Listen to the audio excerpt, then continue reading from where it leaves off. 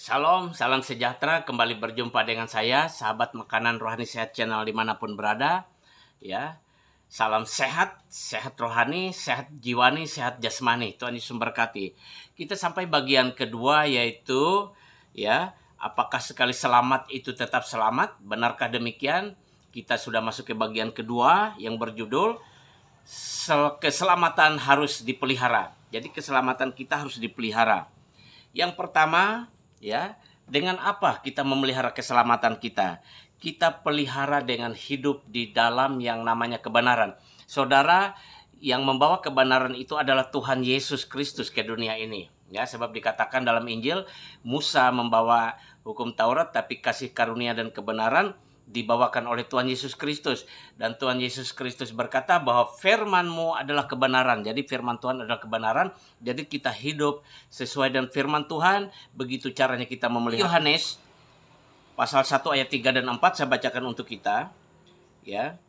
Surat Yohanes yang ketiga pasal 1 ayat 3 dan 4 berbunyi, sebab aku sangat bersuka cita ketika beberapa saudara datang dan memberi kesaksian tentang hidupmu dalam kebenaran. Sebab memang engkau hidup dalam kebenaran. Bagiku tidak ada sukacita yang lebih besar daripada mendengar bahwa anak-anakku hidup dalam kebenaran. Jadi bagaimana kita memelihara keselamatan itu? Yang pertama, hiduplah dalam kebenaran. Hidup sesuai kebenaran, sesuai firman Tuhan. Dan hidup di dalam Tuhan Yesus Kristus. Artinya percaya kepada Tuhan Yesus dan firman Allah. Dan artinya kita hidup seperti apa yang dikatakan oleh firman Allah dalam Alkitab. Yang kedua, bagaimanakah keselamatan itu kita pelihara? Kita memelihara keselamatan itu dengan hidup beribadah. Hidup yang beribadah. Ya, kita lihat Titus pasal 2 ayat 11-12. Titus pasal 2 ayat 11 sampai dengan 12. Saya bacakan untuk kita bersama. Ya. Karena kasih karunia Allah yang menyelamatkan semua manusia sudah nyata.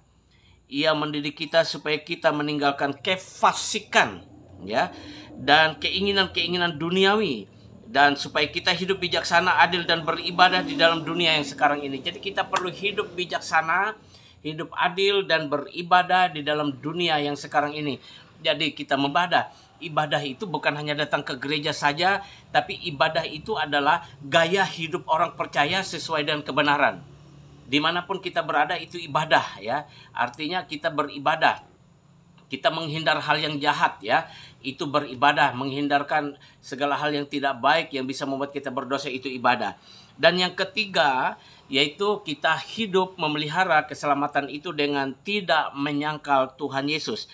Tidak menyangkal Tuhan Yesus dalam 1 Yohanes 2 ayat 22.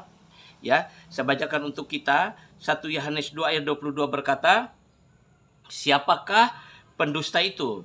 Bukankah dia yang menyangkal bahwa Yesus adalah Kristus?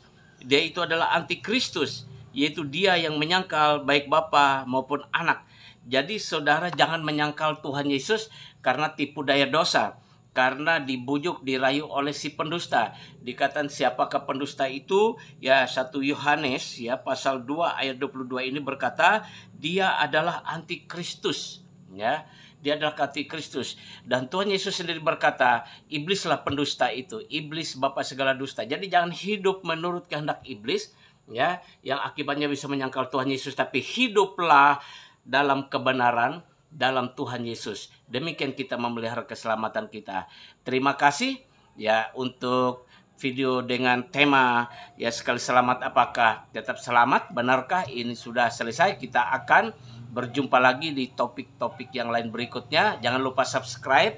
Tuhan Yesus memberkati. Salam.